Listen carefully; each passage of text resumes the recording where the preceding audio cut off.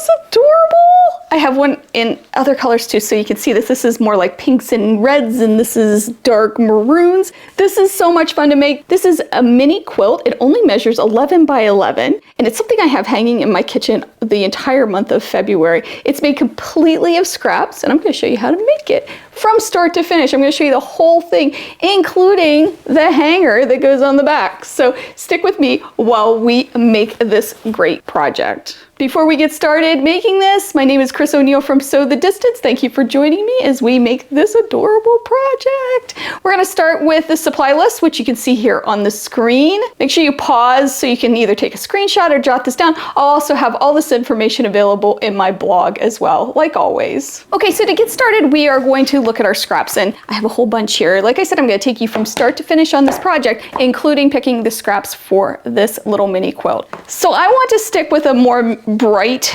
colorway. So I pulled my reds and my pinks from my stash, and this by far isn't all of them, but these are ones I really wanted to talk about with you because I think it'll give you an idea of my thought process as I go through this. I love this fabric, but it's not super bright, and I want something more on this tone if I'm going to go with pinks. I also don't want a ton of pinks in this. I want it to be primarily red, so I'm going to put him aside. And I'll put this one over here. You can see I have some smaller scraps. This would work wonderful. I love this red. I don't really want white necessarily unless I'm doing the background, and you can do the background fabric scrappy. I'm not going to. I'm just going to use a bit larger scrap to make the background pieces, and I think I'm going to go just with white. But you could absolutely use a print in the background. That's fine. I have some already cut. Let's see. That would work. That's that other one. This again is too light. This is nice. It's not as bright as I want. I'm gonna just set that one off to the side a little bit. Definitely bright. We got this. This is one of my favorite prints. I only have a little bit of it left. So I like that. This I like. This is from a charm pack. So I like that. Oh, here's a pink. That's a nice bright pink. We got some more bright pinks. This one's a little more muted. These are bright and wonderful. Let's see, another piece. I'm going to pull some out and just fast forward the screen so you can see where I'm going with it.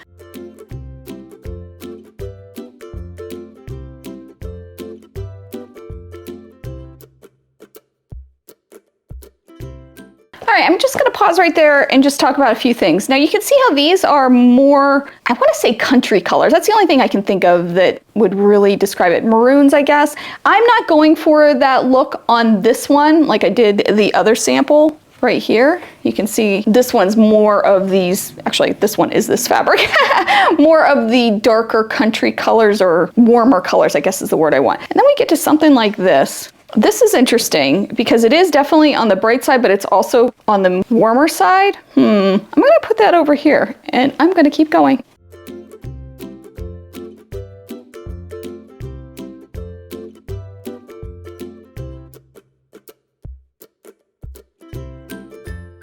Okay, so this is the pile that I'm going to use. There's a couple more, they fell. I'm gonna use this pile to cut up my pieces. So I need 14 pieces, and on the screen you can see now what sizes I need from them. So I'm gonna go ahead and do that. Okay, I have all my scrappy pieces ready to go. You can see here I have my 8 bigger squares, my 6 smaller squares, 2 of the smaller background, and 8 of the bigger background. So now we're gonna make half square triangles. Now, I know, I could have made them with the 2.5-inch squares and put them right sides together, but for me, it's so finicky, I'd rather just have a little bit of a bigger square and cut it down. And if you don't know what I'm talking about, it'll make sense in a minute, okay? So we're gonna make our half square triangles using our 8 background bigger squares that are 2 3/4, and we're gonna match them up with our bigger print squares. Make sense? All right, so I'm gonna put these right sides together and stack them up. So here's my stack of lights and darks, and they're right sides together. So next we're gonna draw a line corner to corner on each of these, and then we're gonna sew on that line. So let me show you what I mean. So I'm gonna line up my ruler, so the 45-degree line is right on this line. I'm also gonna make sure that these are nice and straight. And we are making oversized blocks, so we don't have to be necessarily exact, but it's good to be really good and close. So I'm gonna do this to all of them. I'm just gonna draw one line, and we are actually gonna sew on this. Now, if you want a bonus block from this, you can move over 1/2 inch from that line like that and draw another line and sew on that. But this guy's gonna be really small. This is the line. This is the one you really want to make sure that you sew on. And I'm gonna do that with all 8 of these sets. I have them all drawn, yay! And you can see that I did draw the line for the bonus one. Now, if you have that tape, Cluck Cluck Sew tape, you don't have to draw these lines. I do have the tape, but I personally really like to draw the lines, keeps straight in my head. And I made another set, so I have an exact set here that are ready to go and to be cut in the middle between those lines. So let's do that, and then I'll show you our next step. Okay, to get your half square triangles and your bonus triangles, you're just gonna cut between those 2 lines, going a 1/4 inch over, just like that, and cut. And you can do that with scissors too, it doesn't matter, because this is just your seam allowance. And you'll see, when you open this up, we have half square triangles, all right? And this is just a little guy. We're gonna put this one aside. For right now, I'm gonna cut the rest of these, and then I'll show you how to trim these half square triangle blocks up.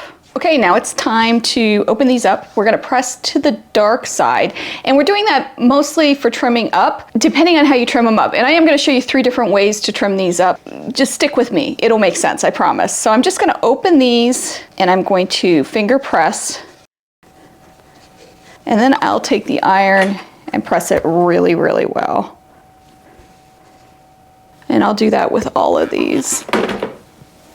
Okay, now that these are all pressed and ready to go, I'm gonna show you how to trim them up. We're gonna trim them up to 2.5 inches. And I'm gonna show you 3 different ways to do that. The first one is this wonderful tool that's by Fallon from So Be It Quilts. You might have seen her use it. It's a great little guy. And you place it on here. This is a 2.5 inch template. You just cut around it. Now you don't need a rotating mat. You can just slide it, but I am using the rotating mat for my other one, so I'm just gonna use it.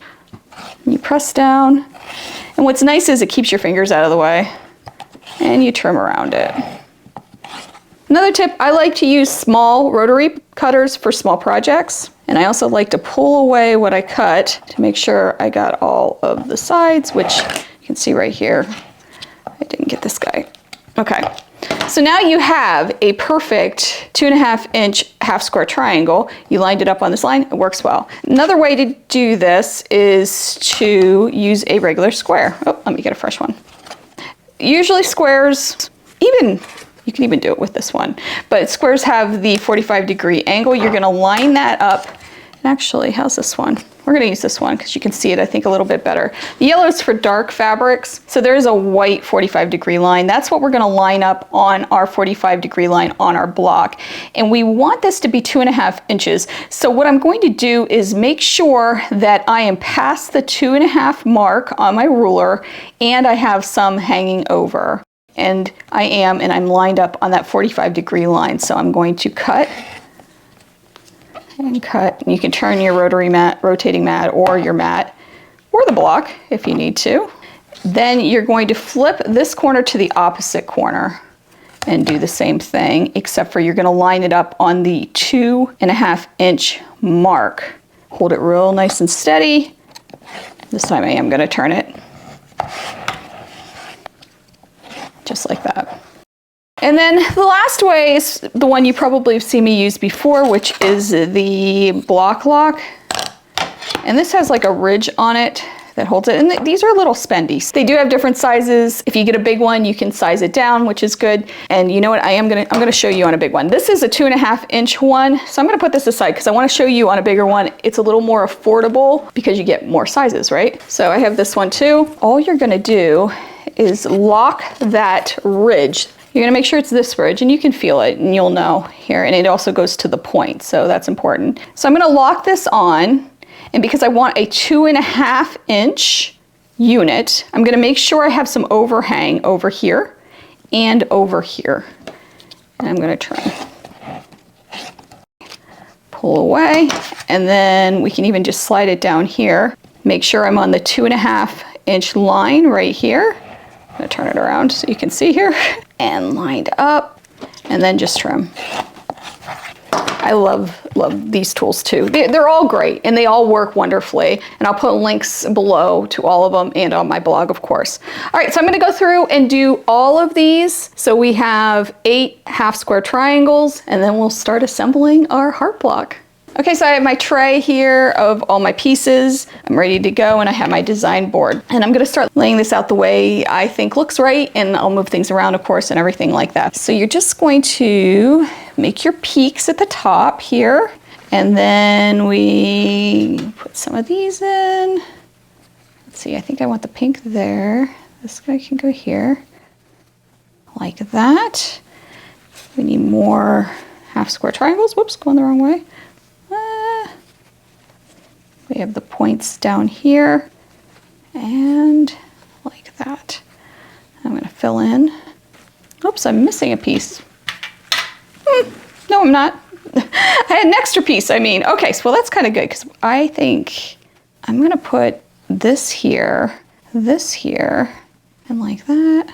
Yeah, I'm gonna take this one out. All right, and then I have these two are my backgrounds. I'm gonna put them right here. What do you think? I think I want a pink, actually this pink up here. Let's see how that looks. Maybe this pink here. I didn't like the two polka dots together. I like that, that's nice and balanced. Now our next step is important because it'll make everything come together really well. We're gonna take this one, and this one, and we're gonna press it to the other side. So you can see how it's pressed to the dark right now, right here. I'm just going to repress it flat and then press to the light on those three, and it'll make sense in a minute. All right, so I did that, and now we're going to start sewing our rows together. And because we did these in opposite directions, they're gonna lock together. So when I go like this, those two seams are gonna lock into place. And I'm gonna sew on this line here. And then when I open it up, it'll be a nice peak to our heart. I'm gonna sew rows together, and then we're gonna sew the rows to each other. So when we press the rows, we wanna make sure we're either doing them in opposite directions so they lock in, or you could press them open if you wanted to. That's up to you. I'm gonna go ahead and do that and get this whole block sewn together and show you our next step. The block is done. Look how cute it is. Oh my goodness, I love it. Here's the back. I know somebody said that they don't like it because people don't show the back. You can see it's nice and neat and pressed really well. And I pressed the heck out of this thing. So this is nice and flat. It's not perfect, but it's mine and it's beautiful. So we are going to square this block up now. I'm going to show you how I do that. Like I said, everything that I do right from the start to finish, we are going to do with this little mini quilt. So let's square it up.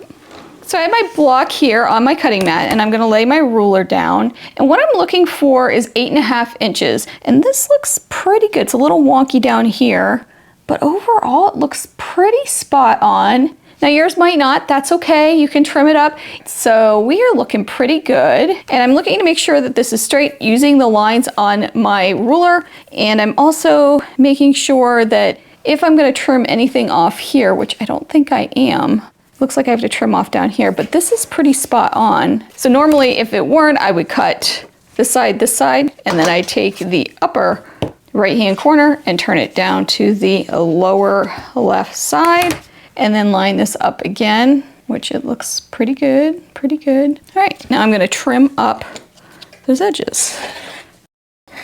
So we have our block, it's 8.5 by 8.5 right now, and we have to pick some borders. And I thought I'd take you through that process too, because that can be tricky sometimes. And this is the way I audition my borders. And even with big quilts, this is how I do it. All right, so we have this one. I really like this one. Let's see, this is a pink, and we looked at this when we were picking our other fabric. Not loving that. It's okay. It doesn't give me a lot of wow factor. This I think is going to be too muted, or since this is off-white, this is white, don't necessarily like it. So that one's out of the running. And the gingham I really don't want to do, even though I love it, I'm gonna have to worry about it being straight, or I guess I could put it on point and that wouldn't matter. That's kind of nice, but nah, I think I'm gonna skip that. And then I have this, which I really like. Isn't this cute? I love this. That's adorable. That's definitely in the running. And let's just look at one more. Okay, this one. This is really, really pretty, and I love the fabric, but look, it's too orange, at least in my opinion, for this particular project. So I'm not gonna do that. So I think it's between this and this. I don't know, I think I'm gonna go with this. What do you think? Did I make the right choice? It's very cute. Yeah, I'm gonna go with this. All right, so I am going to cut my borders, and on the screen now you'll see the sizes that I'm gonna cut them. Okay, so our borders are cut. You can see them here. I'm gonna sew the top and bottom borders on first and then the sides. Press them to the border, and then I'm going to sew these other sides on and press it towards the border. I'll meet you back here. All right, it's finished. It's the next day, by the way. So I look a little different because I have a different shirt on, but here it is. Look at it. How cute is that? There's the back.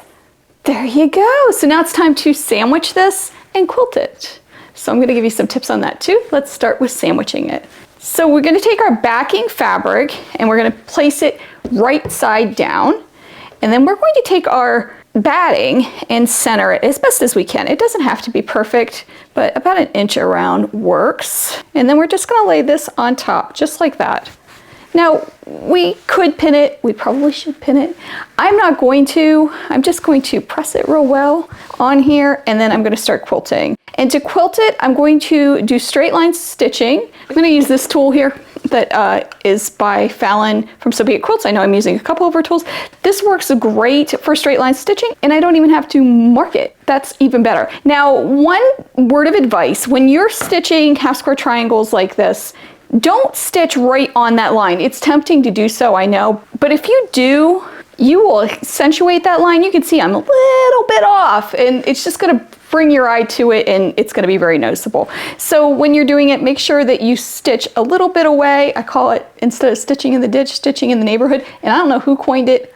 It's been years that I've said that. So probably somebody like Jenny Doan or from years ago, or Nancy Zeman or somebody like that. But stitch in the neighborhood, not in the ditch. So I'm gonna make sure that my first line is kind of like this. Just ensuring that. The other thing we want to keep in mind is because we're doing a self-binding technique, we are going to take it to the edge of the quilt, but we're not going to go into this excess batting because we're going to be trimming that off. Now, if you do a little bit, it's no big deal. We can use the seam ripper, but we want to make sure that we aren't going deep into this because then we'll have some real issues. What else? What else? Oh, I'm going to use a 3.2 stitch length. I'm going to use gray thread on top, maroon on the bottom for my bobbin because the back is maroon and I want it to just blend in. So let's quilt it.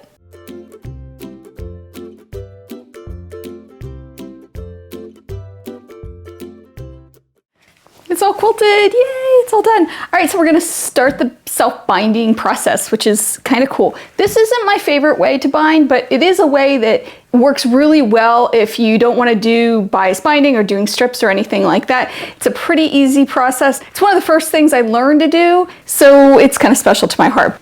Okay, I messed up.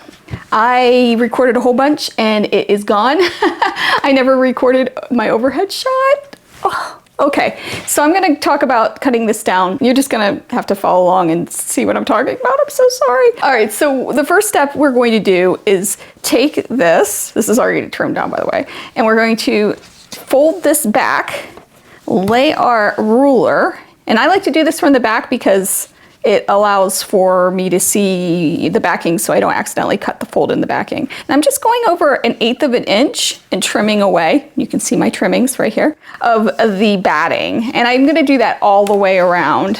Just folding, trimming, folding, trimming. After that, I trimmed my backing and I trimmed it so it was 3/4 of an inch from the edge of my quilt. And you can see that here. And I did that all the way around. Here's the pieces. I'm so sorry. So that's what we do. We get it to a nice spot where we can have a nice binding. And the way you know if you have a nice binding is you can test it when this is still attached and fold it and see how much you want to take off. So I did that, and that's what my binding is going to look like. So that's what you do. You trim down your batting so it's nice and close to the edge. I leave a teeny tiny bit because I want to have some batting in my binding, and that's the way that works. And actually, did I do this side? I don't think I did this side. Oh, I didn't do this side. All right, so we're gonna do this one. I'll show you what I mean. So I fold that back.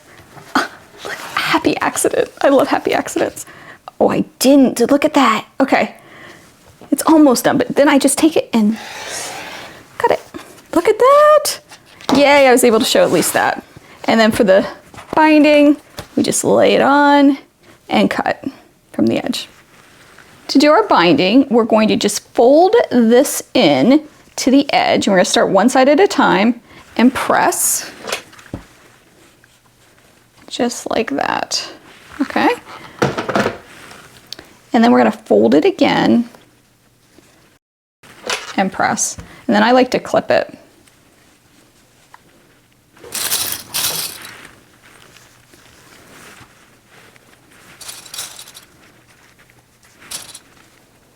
All right, I'm staying away from the edges here because we're going to fold them in, we're going to miter them. All right, so to do that, I'm just going to do a triangle. So I'm just folding it right in like that, like I'm wrapping a present. I'm gonna put a clip here just to hold that while I fold the rest of this in. It's a little finicky, but it works. Then we fold that whole thing in, just like that, and you get a nice mitered corner. And we clip it. Okay, so for this last side, we have 2 that we have to miter. Not a big deal. We're just gonna use our clips to hold them in place while we press.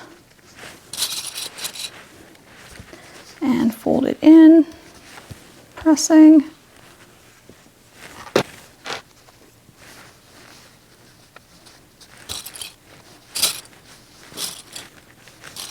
And at this point, when you get it like this, you can go to the machine and just top stitch around it, or you can do it by hand if you want to. It's all done, yay, look at it, it looks so pretty. All right, we're gonna add the hanging sleeve next, so that's a lot of fun. I am going to use a contrasting fabric to do this, or at least to show you, and then I'll show you how we attach it and stuff. So I have a piece of fabric that is cut to the size that we need, and what you're going to do is you're gonna fold in 1/4 inch on each side, like that, hit it with the iron, just like that.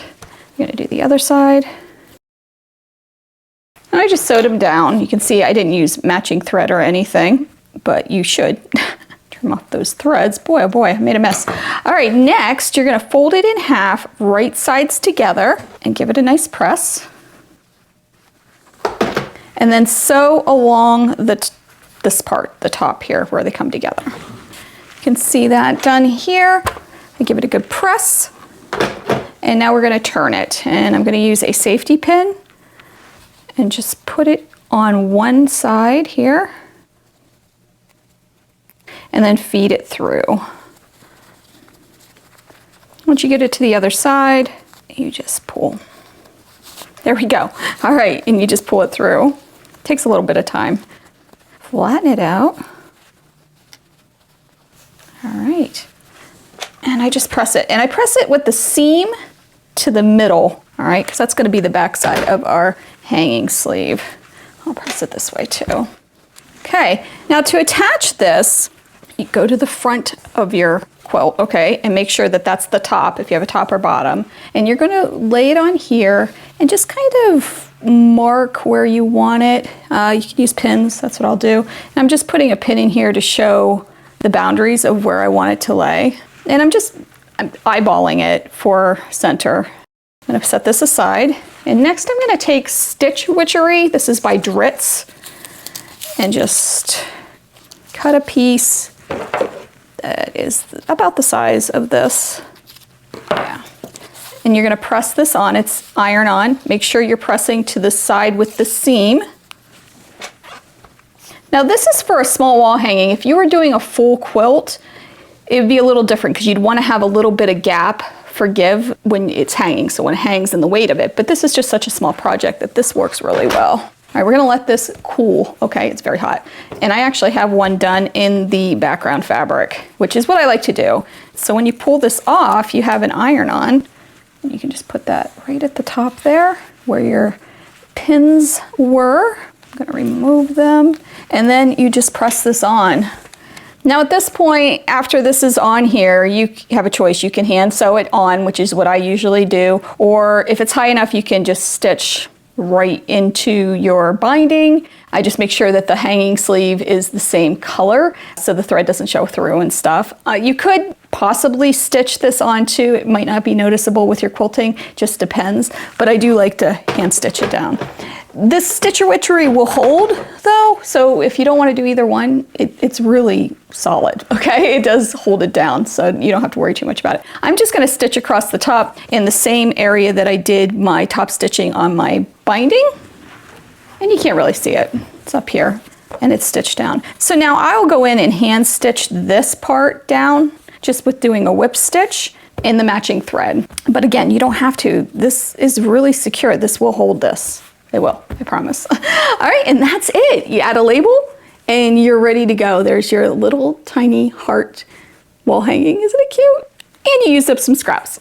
I hope you enjoyed this video. This was so much fun for me. I don't usually do the full tutorials. I'm glad I took the opportunity to do that with this video. And if you want to see more like this, let me know. I have tons of little tiny projects that I can share with you. I hope you have a wonderful day. I hope you take some time to sew, and I'll see you real soon. Bye.